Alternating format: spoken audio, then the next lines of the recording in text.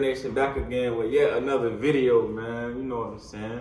We coming to y'all today. We're gonna talk about the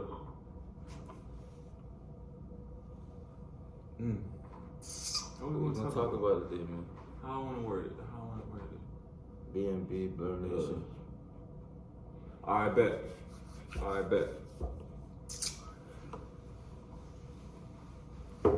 What's good, everybody, man? We back here again with another Blur Nation video, man. I got Ruck and Rico here with me. You know what I'm saying? Blur Nation game, man. So look, topic of the day is the then, the now, and the after. So y'all probably wondering, what is the then, the now, and the after? Well, we talking about without Coach Prom. So look, without further ado, we're finna get into it. Rico and Ruck, man. So how things going for y'all? I mean, everything going smooth right now. Right now, we just locked in. We got a plan, and we just staying with the plan, sticking with the plan, and making sure that we stand on what we need to stand on for this year. What about you, Ruck? Same thing what Rico said. We stand on. We got unfinished business to handle in Atlanta. Most definitely. Also got to keep the Blur Nation boys going, the B&B boys going. Some of us departure, but that's okay. We got to elevate. Some of us going to the lead now, so they still keep it going. You know what I'm saying? Keep the main thing, right? Main thing. Gotta go get that 3 pin, gotta finish business. Alright. So look, first off, we're just gonna talk about the then. So basically, how was it with Coach Prom when he first started here with y'all? It really felt like a dream come true, for real. You seeing a nigga on TV and then you meet him, but the crazy thing about it, you don't even expect, like, damn, I'm finna be coached by Coach Prime. It just really happened. I feel like everything just happened for a reason. So when I met him, I felt like it was a reason. And it gave me an opportunity to meet y'all boys and also just build with y'all boys and just make another, like, be a part of another family type of thing, you feel me? Being closer to y'all boys, maybe basically just add on brothers to me. So I felt like he did a good job with that, finding people we could relate with. I felt like. About you, Ruck? I felt like it's a blessing to be coached by Coach Prime and play for Coach Prime. And he showed me and taught me life things and put me through life situations to see if I was gonna break or fold, you feel me? But I overconquered that and, you feel me? Met some of y'all boys, met new brothers every year. We still locked in, you feel me? And just gotta keep the main thing. That's the main thing he said. Like, keep the main thing The main thing. How was he? Like, I know you. Put the money I know first. both of y'all had different relationships with Coach Prom. You know what I'm saying, though. But how was he as a coach? Like, how did he implement his coaching to y'all as a player for y'all to understand what he was trying to coach to y'all and get y'all to understand? I felt like the message he gave me was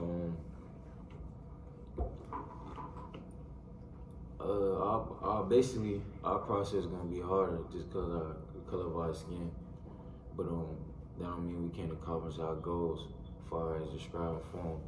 Just not being complacent, but being consistent. That was one of the words he used to always preach to us every morning. I can remember is being consistent. I'd say, and also how you approach. You know, you want to approach with the same attitude, the same mindset every day. That's the only way you're gonna get to where you want to go for real, because ain't nobody gonna hand it to you.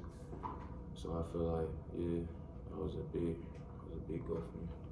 With me, he installed in me was finish. All he preached was start what you finish. You always, if you're gonna start something, you gotta finish it. So that's all he kind of put in me. But you feel me? That's it. Yeah, with me, I mean, you know, we all had different relationships with him, and my relationship with him was he just wanted me to just know who I was and wanted me to believe in myself and know that I was that dog that I was, you know what I'm saying? And I really appreciate him for that, because he pretty much brought me up from a place to where I thought I wasn't, you know what I'm saying? Gonna be that dog, you feel me? And that's just him bringing that same attitude every day, that same attitude, be consistent and know who you are, be that dog. Like, I feel like that's what he preached in our team meeting room, so every player understood their role in our team and knew what they brought to the team and knew what they had to do. So for us to basically come together and put on that historic season that we did. You know what I'm saying? So I take that from. Nah, for real. I really appreciate that, man. I know a lot. For real. Nah, for real, he did like woke me up. As far as the real world, I say. I could say he helped me grow as a person. Like I done changed. Like coming from where I come from, I done grew a lot. I can say. So I know both of y'all got different kind of stories to get. Basically, y'all had different type of stories to get to where y'all are right now, to Jackson State. Rico, you came from South Carolina. Ruck, you came out of high school. So like, how do y'all feel the big difference was from coming from where you came from, and how do you feel like Coach Prom, you know what I'm saying, what did he have to do to get things right? It was a big difference for me coming from P5 to HBCU. Not gonna lie, you're gonna have the best experience at HBCU. Even though P5 might have better resources, currently right now, HBCU is dominating on the field for real, as far as fan bases and the environment. As far as football is got the best love at the HBCU. I love HBCU. Yes. Go ahead. What the question was again? So like, how do you feel that Coach Prom, coming from where you came from and coming from where he came from, how do you feel Coach Prom helped like HBCUs, you know what I'm saying, to Jackson State to where it was when you first got here? Well, me coming out of high school, you know, I had offers and stuff, but I just had to find the right school that trusted in me and leaned on me with loyalty and stuff like that. You feel me? And Jackson State was the school that showed me loyalty, and they showed me they gonna wait on me. You feel me? For me to handle my business in the classroom and stuff like that. And shoot, when I got here, I just got the road. Yeah, I also could add on, I felt like Dion did a good job of just putting us on the spotlight, always making sure we had that exposure. Even though, like I said, Power 5 probably had better resources than us, I felt like we was always dominating them as far as exposure. I feel like every time I turn on the TV, I'm on Sports Center. Just something like that, where I'm seeing my brother on Sports Center making a play, or him making a play on Sports Center. They motivated me, shoot, when this season, I want to make Sports Center, so I'm going to do something to make Sports Center. But I feel like just stuff like that, little stuff like that, I feel like made us equal with the Power 5. Or I feel like Dion made a big difference in HBCU. And you also can see bigger names is coming into HBCU as far as players and coaches. So I feel like he definitely changed the game in the HBCU, but also he making HBCU more interesting and more exciting to see and watch. And add on, he's making it interesting for the high schoolers. Feel me? Choose HBCU now and stuff instead of going to P5. You don't feel like you got a part? You don't feel like you have something to do with that though? Yeah, definitely do. Yeah, for sure. You know what I'm saying? Like just the overall just changing the minds of. If it wasn't for us to come here, he would feel he wouldn't be. You know what I'm saying? Okay, just wanted to hear that from you because all of us in the room, you know what I'm saying, had to do something with the kids under us, the youth under us, you know what I'm saying, on their recruitment of just changing the whole outlook of HBCUs, you know what I'm saying? We had something to do with that. Rico, what it is. So from the first time you visited here to the actual time you stepped foot on campus as a Jackson State student, what was the big difference from your visit to then? I ain't gonna lie to you. My first visit here, I don't think nobody else is gonna have a visit how I had my visit. I'm not even gonna lie to you. So with me, my visit here, I missed 2 flights.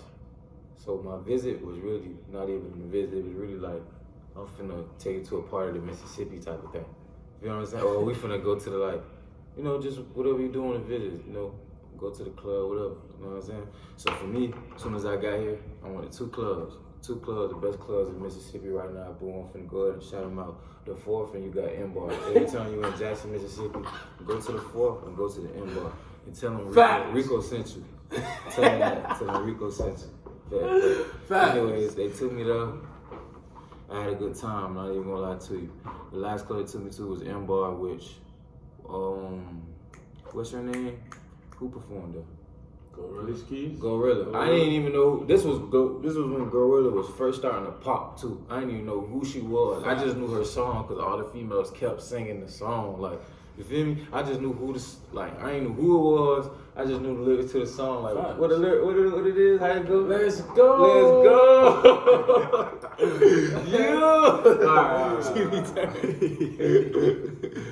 All right, enough of that though. So like, how do y'all feel? Okay, bro, your first year, Enrico, your first year at Jackson State. How do you feel you guys can grow going on to your third year and your second year? I feel like now I just gotta. I done seen so many athletes come through the receiver room. You feel me? And I done picked up some tools from them, and I done picked up some what's the word I'm looking for? Some Advice? advice and perks. Like, that's the word, perks from them, and I just put it in my toolbox. You feel me? And Sure. And you came in as a baby. You know what I'm saying? Yeah, came you got in. thrown in that fire as a baby. Came in as a youngin', and now I'm growing up. Birthday coming up soon, feel me? It's just, I'm happy though at the same time and blessed too. You know, like, I done seen so much stuff though that, yeah, you feel me? Like, for real. But I'm just blessed to be here and just happy to keep living, bro. Real talk. Tall boys every day getting it in, FTF and all that. It's just amazing, bro. For sure, Blur Nation brothers, you know what I'm saying? It's a brotherhood. So like, how do y'all feel? Yeah, I ain't answered. Oh, my fault. What was the question though? I forgot. What was the question? From your first year, how you feel like you're gonna grow going into your second year? Yeah. Oh yeah. I felt like this year, I could just tell in my mentality and my approach, like this year I already had a mindset that I need as far as what I need to do, as far as what I need to go to set my goals and get to where I need to be. I felt like having Dion as my coach last year, it kind of changed me a lot of ways. Like he said, I began to just look at his perks, you know, just look at his mentality, how he approached the game. So every day I was just approaching the game with that mentality.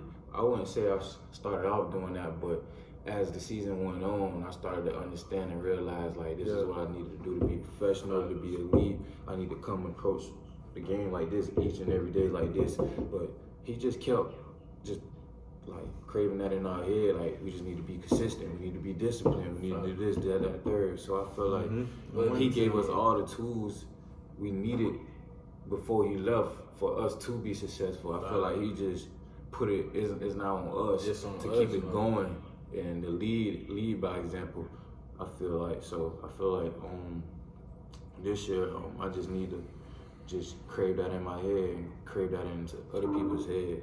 I know I'm not a big local role model, but I feel like I'm always, I'm not a vocal role model, but I feel like my talent or my play could speak for itself. So as it should. I just need to make sure that I'm always perfecting that, and that's just gonna take off for itself. His Coach Prime approach to the game was like no other. I can really say that because every morning, no matter how you feeling, I don't want to practice today. I don't feel good, Coach. I feel no matter what, every time you step on that practice field, you gotta be ready. You gotta be the dog. You know what I'm saying? Because if not, next man up. And the way he taught us that, he taught us that not for just football, just for the real world. Because in the workforce, anything you do, like you slip up, it's the next man up. You gone. You know what I'm saying? So you gotta be accountable. You gotta be early. You gotta do the right thing. And I just felt like him coaching us, do the little things, just the little things. You know what I'm saying? You gotta pay attention to details. Always pay attention to details. Because without that, I mean, shoot, you're just out there. You know what I'm saying? You're just out there. So like, you always want to have a plan. You know what I'm saying? You gotta have a plan. The start, the middle, and the finish. And that's what he taught us. So I take that from him. Another thing, I ain't never really like seen him like hurting or nothing like that. Like he always came to work the same. He was the same every day. Tell, like when something was wrong with him, when he was sick, when he didn't feel like, he was the same. Like literally, he was the same. Same every day. The same, man. Only thing that was different was if it's cold outside, or if, no, not even cold. If it's raining, we ain't going out there. Yeah, we ain't had We ain't no going rain. out. That's like that. We not in the rain. But bro, so you've been here for 2 years. Rico, you've been here for 1. I'm gonna start it off with Ruck, and then I'm gonna come to you. You know what I'm saying? Sure. So look, Ruck, the 2 years you've been here, what was the overall mission for the first year and the overall mission for that second year? How did your everyday life from that first year transition to your everyday life in that second year? Well, my first year, I had the mentality to come in and make a name for myself. You feel me? And my second year, I was trying to keep that same mentality, but you feel me? Everybody had ups and downs, and everybody go through a humbling time. You feel me? That you need to go through. You feel me? So I'm just glad I went through that and got over it, and now it's time for me to do what I need to do. Time to go crazy. You feel me? Rico, so how you feel about your first year here? My first year here, like just how I feel about my first year here. So like just the overall mentality and the approach you had to go through every day this year being at Jackson State. Like what was that approach? I felt like my approach was always different from others because I felt like coming here was a big obstacle for me because I was suspended last year due just because of discipline problems, but also I needed to mature. I wanted to mature when I first came in college. Well, I didn't have the right mindset. I always had a high motor and a good work ethic, and I was always talented to others, but my discipline is what kept me from being on the field, I would say. So I felt like I already knew coming into Jackson State and just Deion's presence. Like for me, I want to be in the league, and Deion is a Hall of Famer and probably the best player to ever play the game of football. So to me, I felt like it was my job to go hard every day in practice with him watching us every day in practice. You see what I'm saying? Because it's like his word. Who word better than his word? Facts. You get what I'm saying? That's how I felt every day. A coach that just, you know what I'm saying, he know the game, but Exactly. that probably never really played the game versus a coach that played the game, know the game, slept the game, read the game, all that in one. And he was the best at his position About to say. and the best on the defensive side of the ball. So like, you know what I'm saying? Just a heck of an athlete. Every day. Love that. So I felt like it was just my job just to go hard and practice it every day. Just cause him being our coach, I felt like I was already in the league. It inspired, I ain't gonna lie, it inspired me to have him as a coach, you know what I'm saying? Cause, so you know how I said, what was y'all mentality of just coming in for your first year, the second year, and then from your first year, what were some team goals to make us be so successful? Like, what did he preach? What did Coach Prime preach to us every day? What were some characteristics? What was some, you know what I'm saying? Like, what did he want from us? And what do we have to do night in and day out? He wanted us to dominate everybody and just dominate. That was just one of the main words I always heard. He always say just dominate and don't play down to a day level of competition. Always dominate. Play above it. You feel me? Like it's just Coach Prime's just different. He's just a different coach. But he remind me of my high school coach too. So like He just want the best out of all of us. yeah. Basically. Like, he a coach that I give my all to, you feel me? It's you feel me? It's coaches out there that I do that for, you feel me? Yeah, I respect him because he was one of those coaches to where he done seen you at your lowest and he's seen you at your highest. Right. So he know what it's gonna take for you to be at your highest and what it's gonna take for you to be at your lowest. So he know when you messing around, not going 110%, you know what I'm saying, not playing to your best ability. And that's what I respect him about because every day he expected 110%. He expected you to be your best self. So you gave him anything less than that. He wasn't mad at us because we was letting him down. He was mad at us because we was letting ourselves down. So that's one thing I really respect about him because he always wanted the best for us. I feel like what Russ say, dominant was a key thing he used to always preach to us.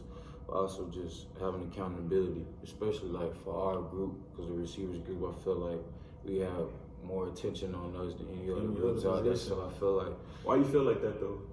I really don't know. Honestly, bro, how we just You know came. We make plays. You know why? Yeah, I mean, because we Blur Nation. But that's obvious though. But honestly, bro, it's just how we came together was so crazy, and all the talent that we had in our class, like it happened so fast. It just happened so fast, bro. It And put then us it's all like together. we couldn't even see everything that we wanted y'all to see, or see everything that we could do. It was just we did what we played the cards we was dealt. That's basically what it was. But that was just a special group. We ain't gonna never be like a group like us, cause it wasn't forced, bro. We all just gelled. We ain't argue. Well, we did argue, but not really not about like getting the ball and that. You feel what I'm saying? We weren't selfish. We had that brotherly love for each other. It's So like we just had brotherly love, love, bro. And I feel like the big difference from coming here and my other schools, I feel like our receiver group was not that close at all. Like we was literally eating together, sleeping together, doing everything together for real. Yeah, and I feel like you said we had like a big spotlight on us. You know what I'm saying? We probably were the most like watched group from Coach Prime in the world. I think a big reason, a part of that was because you know who our quarterback was. Yes, sir. You know what I'm saying? So Bro. our quarterback trying to go for Heisman. You feel me? So like we're gonna have to, you know what I'm saying, help him out, step up. So I feel like that was another reason why. Just because who our quarterback was, you know what I'm saying? We had to be great. Right. And two, he expected greatness out of all of us too as well. You know what I'm saying? He wanted to be great himself, so he knew he had to throw us the ball, so he had to make sure we was on our stuff, you know what I'm saying? We was on our craft every day, so